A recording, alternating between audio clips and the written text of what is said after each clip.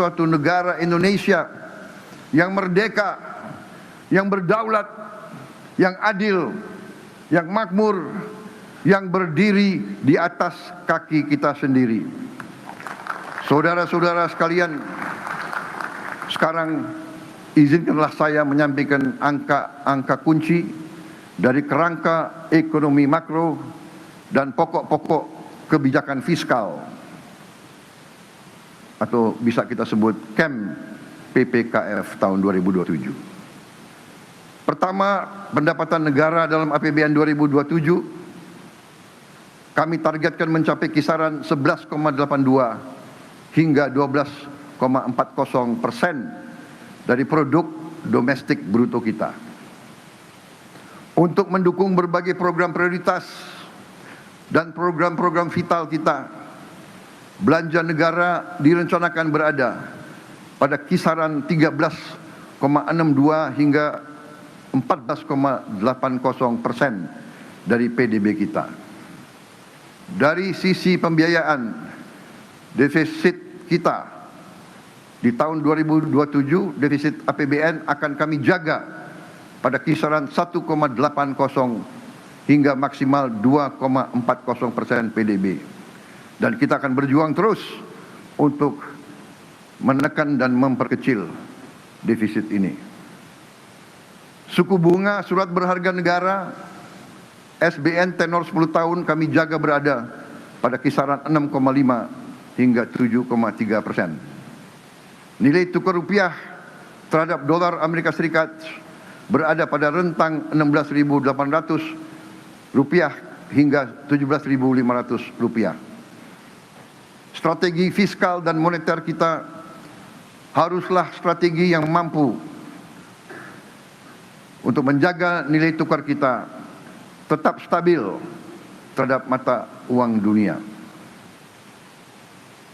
Inflasi akan kami jaga tetap pada kisaran 1,5 hingga 3,5%.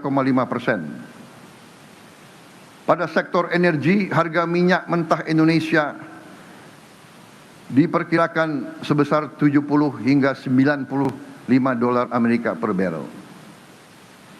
Selanjutnya, lifting minyak bumi ditargetkan 602 hingga 615 ribu barrel per hari, dan lifting gas 934 hingga 977 ribu barrel setara minyak bumi per hari.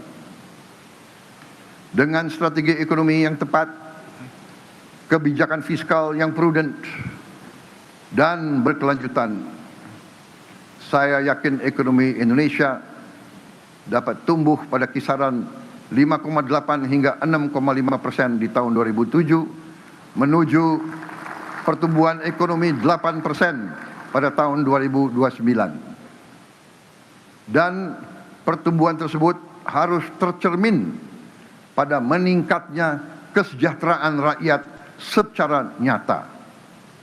Karena itu, angka kemiskinan ditargetkan turun ke rentang 6,0 hingga 6,5% dari target sebelumnya 6,5 hingga 7,5%.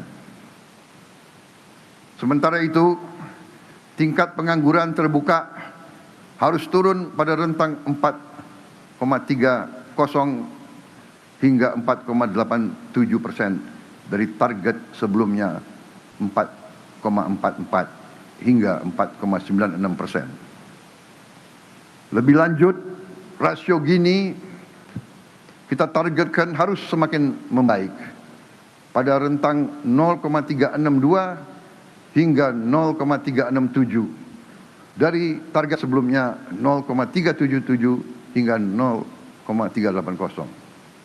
Jarak antara yang terkaya dan yang termiskin tidak boleh semakin lebar. Bahkan harus kita perjuangkan untuk terus menyempit. Dengan berbagai program prioritas di bidang sumber daya manusia, indeks modal manusia ditargetkan membaik menjadi 0,575 dari sebelumnya 0,570. Dibantu berbagai program di bidang pertanian, Indeks kesejahteraan petani ditargetkan meningkat menjadi 0,8038 dari sebelumnya 0,7731. Nilai tukar petani atau NTP yang sekarang sudah mencapai angka tertinggi sepanjang sejarah di angka 126, harus kita perjuangkan untuk bisa kita tingkatkan lagi. Kita juga akan membuka lapangan kerja secara besar-besaran. Ditargetkan proporsi lapangan kerja formal meningkat menjadi 40,81% di tahun 2007 dari sebelumnya 35,00% di tahun 2026 atau naik 5,81%. Saudara-saudara sekalian, demikian telah saya sampaikan angka-angka kunci dari kerangka ekonomi makro dan pokok-pokok kebijakan fiskal tahun 2027. Sekarang saya minta waktu untuk menyampaikan beberapa hal yang fundamental tentang perekonomian kita. Saya merasa hari ini harus saya sampaikan dari eksekutif kepada legislatif, dihadiri oleh pimpinan-pimpinan lembaga tinggi negara. Marilah kita berani untuk menghadapi masalah walaupun itu merupakan tantangan, hambatan atau kekurangan. Tentang pengelolaan ekonomi negara kita sesungguhnya telah dirumuskan oleh para pendiri bangsa kita. Para pendiri bangsa kita bukan orang-orang yang lugu atau naif. Mereka merasakan penjajahan, mereka merasakan dijajah, mereka merasakan dihina, mereka merasakan diperbudak, mereka merasakan dirampas kehormatan, dirampas harga diri, dirampas dignity bangsa Indonesia. Mereka menyaksikan dan merasakan dihilangkan segala kehormatan, segala kepercayaan diri kepada bangsa, kepada budaya, kepada sejarah kita. Mereka merasakan apa artinya imperialisme itu. Mereka merasakan bahwa bangsa Indonesia ditempatkan derajatnya di bawah anjing. Mereka melihat dan merasakan kekayaan Nusantara ratusan tahun diambil oleh penjajah kita untuk memperkaya mereka. Hendaknya janganlah kita terlalu kagum kepada bangsa-bangsa yang kayanya dari merampas kekayaan bangsa-bangsa lain.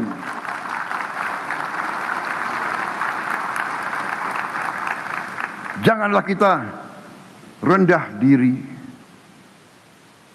Janganlah kita selalu mengagumi apa yang mereka ajarkan kepada kita, padahal mereka sendiri tidak menjalankan apa yang mereka ajarkan kepada kita. Saya tidak mengajak kita untuk membenci siapapun.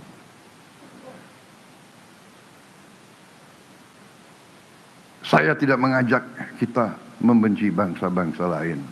Tidak. Bahkan saya mengajak kita belajar. Tapi juga kita harus belajar dari sejarah.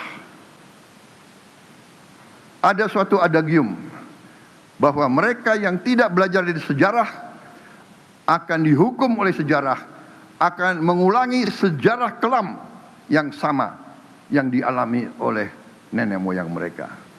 Ini adagium yang terjadi di banyak negara. Para pendiri bangsa kita sadar bahwa apabila pemimpin di Nusantara kita lemah, apabila pemimpin di Nusantara tidak bersatu, maka kekayaan Nusantara akan terus diambil oleh kekuatan-kekuatan di luar Nusantara. Ini sejarah, ini terjadi. Marilah kita buka fakta. negara Nederland, Belanda. Dari sejak tahun 1500, dilanjutkan 1600, dilanjutkan 1700, dilanjutkan 1800, memiliki PDB per kapita tertinggi di dunia selama itu. 1500, 1600, 1700, 1800, 400 tahun telah memiliki PDB per kapita tertinggi. Negara yang mungkin dari utara ke selatan mungkin tidak sampai 8 jam naik kendaraan. Dari laut ke perbatasan mereka mungkin tidak sampai 4 jam dengan kendaraan. Bisa memiliki PDB tertinggi di dunia. Kenapa? Karena mereka menguasai Nusantara kita. Mereka menguasai wilayah yang sekarang adalah Republik Indonesia. Saudara-saudara sekalian,